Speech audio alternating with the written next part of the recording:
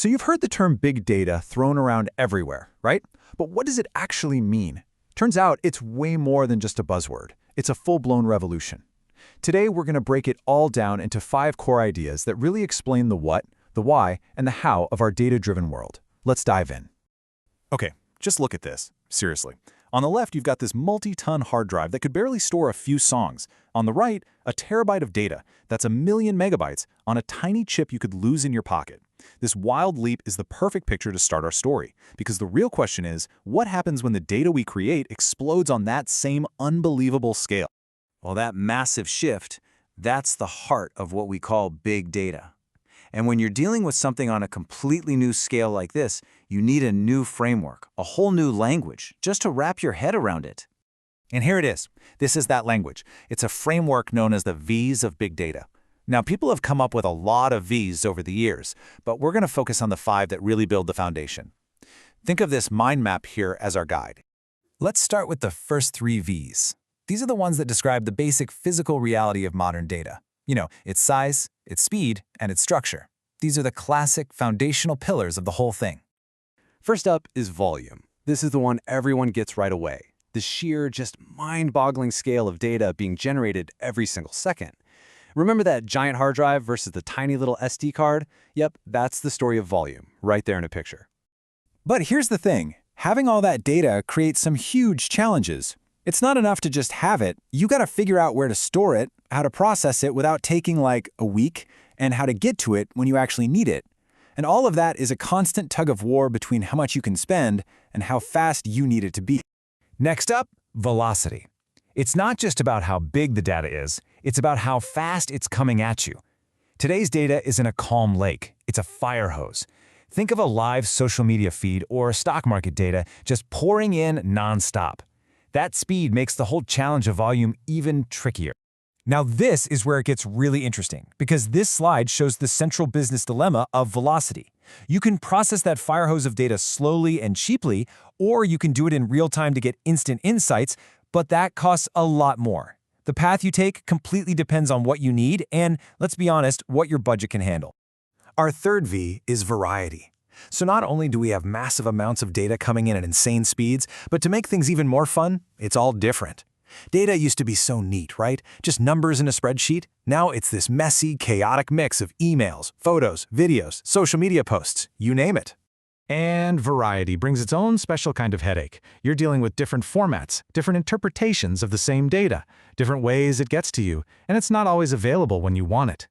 Trying to make all of these different pieces play nice together is a huge, huge challenge. Okay, so let's recap. We have this massive, fast-moving, and totally diverse river of data. The sheer volume, velocity, and variety create what you could call data chaos. And that chaos leads to a really, really crucial question. With all this stuff flying around, how much of it can you actually trust? And that brings us to our fourth V, veracity. This is all about the quality and the trustworthiness of your data. It's asking that critical question. Can I actually believe what this data is telling me? Because when information comes from so many sources so quickly, a lot of it can be messy, incomplete, or, well, just plain wrong. And the ways data can get messed up are endless. Simple typos when it's recorded, information that gets old and never updated, data that's missing crucial context, or sometimes the source itself is just not reliable. And this chart, wow, this just nails the problem perfectly. Take a look. The yellow and blue parts, that's data from sensors and social media. They are the fastest growing sources of data we have. But they're also the ones with the highest uncertainty, the messiest content. So get this, the bigger our data gets, the more uncertain it becomes. That's a huge deal.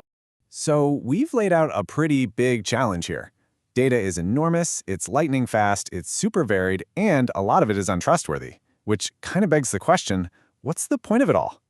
I mean, let's be real. Trying to tame this data monster with its insane size, its blistering speed, and its chaotic diversity, it is a monumental task for any company, any organization. So why do it? Why invest all this money, all this brain power to wrestle with this beast? There has to be a payoff, right? And that right there brings us to our final and maybe most important V. Value.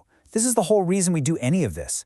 The goal isn't just to collect data, it's to dig through all that chaos to find insights that can actually change things. It's using city sensor data to slash commute times, or a hospital analyzing patient data to predict the next flu outbreak. That's the payoff, turning all that noise into something that makes a real-world difference. I love this diagram because it just puts everything into perspective.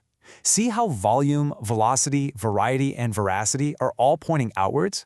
Those are the challenges, the things you have to overcome. But they are all in service of one thing, at the very heart of it all, creating real, tangible value.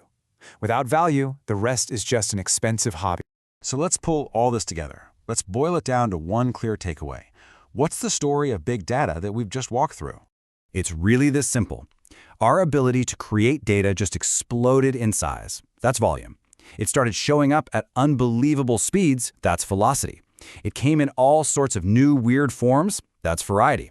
All of that together created a huge mess and a crisis of trust, and that's veracity.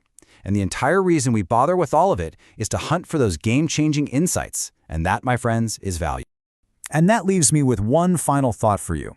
We've seen these 5 core challenges.